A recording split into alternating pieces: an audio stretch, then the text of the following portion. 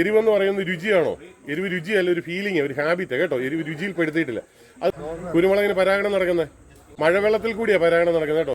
ഇനി യവനപ്രിയ എന്നാന്ന് ചോദിച്ചാൽ കുരുമുളക്, അങ്ങനെ ഒരു പേരുണ്ട് കുരുമുളകിന് കേട്ടോ. എല്ലാവർക്കും കുരുമുളക് അറിയാമല്ലോ.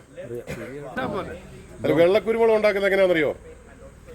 വൈറ്റ് പേപ്പർ, വിളഞ്ഞതും പഴമായിട്ടുള്ള കുരുമുളകിനെ തുണിസഞ്ചിയിൽ കെട്ടി വെള്ളത്തിലിടുക. 8-10 ദിവസം കൊണ്ട് തൊലി ചീരുവും കൈ കൊണ്ട് ചെറിയ തൊലി വിടും. അതാണ് വൈറ്റ് പേപ്പർ. അതിന് ഏറ്റവും കൂടുതൽ എരിവ് കൂടുതൽ നമ്മളെ യൂറോപ്പുകാർ ഏറ്റവും കൂടുതൽ ഉപയോഗിക്കുന്ന വൈറ്റ് പേപ്പറാണ്. കുരുമുളകിന് പരാഗണം നടക്കുന്നത് മഴവെള്ളത്തിൽ കൂടിയാണ് പരാഗണം നടക്കുന്നത് കേട്ടോ. മഴവെള്ളത്തിൽ കൂടിയാണ് പരാഗണം നടക്കുന്നത്.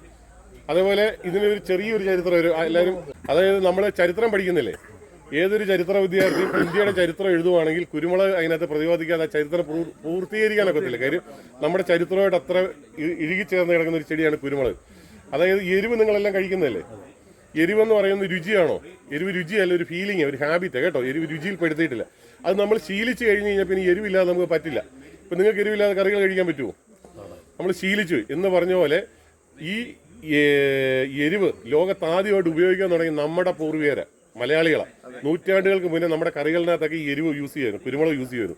അതേപോലെ എൻ്റെ അറിവിൽ ലോകത്ത് ആദ്യമായിട്ട് മതപരിവർത്തനം നടത്തിയ മതം ബുദ്ധമതം. ബുദ്ധൻ ജനിക്കുകയും ബുദ്ധൻ്റെ ആശയങ്ങൾ പ്രചരിപ്പിക്കുകയും ബുദ്ധഭിഷകൾ ലോകം മുഴുവൻ സഞ്ചരിച്ച കൂട്ടത്തിൽ നമ്മുടെ കൊച്ചു കേരളത്തിലും വന്നു. അവരുടെ ഭാഷ പാലി, അത് പഠിച്ചിട്ട് നമ്മൾ അവരുടെ മതി ചേരുമോ?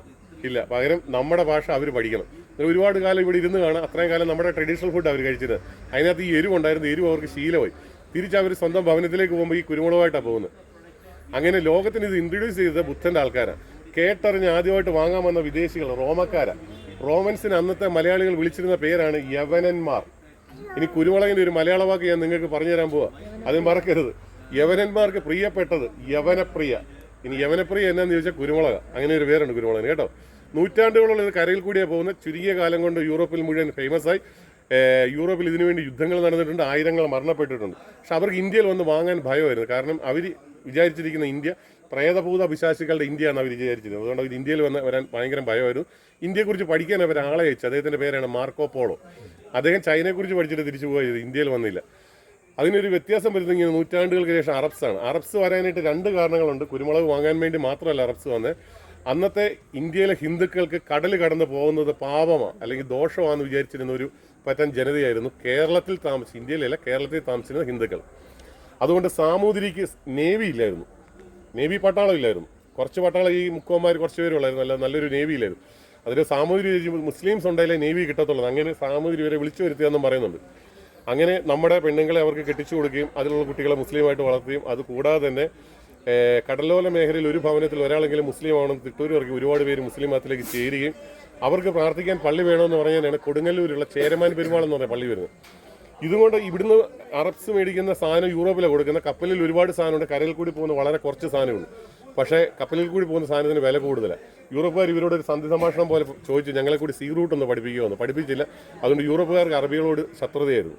പക്ഷെ ഇവർ സ്വമേധയെ ശ്രമിച്ചു. എല്ലാവരും തോറ്റുപോയ ഒരാളുടെ പേരുണ്ട്.